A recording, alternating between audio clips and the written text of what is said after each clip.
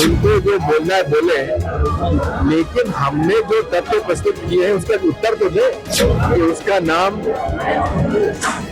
एक polling booth में है या अनेक पोलिंग बूथ में है। कोई जवाब नहीं दिया। और जिस प्रकार से चुनाव आयोग पूरे तरीके से हमारे प्रश्नों का उत्तर नहीं दे रहा था, क्यों डिलीट हुए, किसका डिलीट हुआ, उसका लिस्ट देने में क्या एतराज था।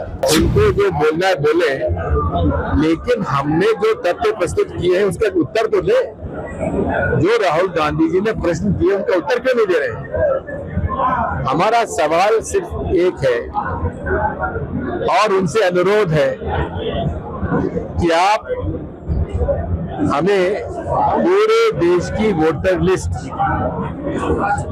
आप उसकी सॉफ्ट कॉपी हमको दे दीजिए, जिसके माध्यम से हम किसी भी व्यक्ति के नाम की जानकारी ले सके कि उसका नाम एक पोलिंग बूथ में है या अनेक पोलिंग बूथ में है या एक पोलिंग बूथ में अनेक बार है। क्या कोई ऐसा व्यक्ति जिसका नाम अलग है और फोटो उसमें है नहीं। इसी प्रकार अनेक जो प्रश्न उपस्थित किए थे उन्होंने, किस प्रकार से वोटर जोड़े जा रहे हैं, काटे जा रहे हैं, ये एक हमारा प्रश्न था जिस पर उन्होंने कोई जवाब नहीं दिया। और जिस प्रकार से चुनाव आयोग पूरे तरीके से हमारे प्रश्नों का उत्तर नहीं दे रहा था। अब उन्होंने कहा 65 लाख लोग बिहार में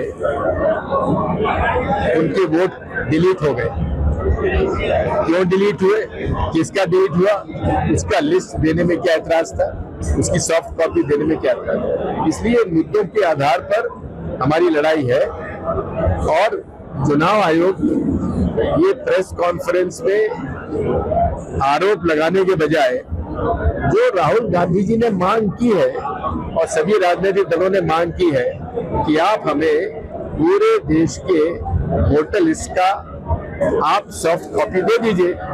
अब ये भी अजीब बात है कि एक विधानसभा में महादेवपुरा में उनको 6 महीने लगे पता लगाने के लिए, और अनुराग ठाकुर साहब के पास 6 पार्लियामेंट सीट के बाद जानकारी कहां से आ गई, उनके पास ये वोटर लिस्ट की सॉफ्ट कॉपी कहां से आ गई।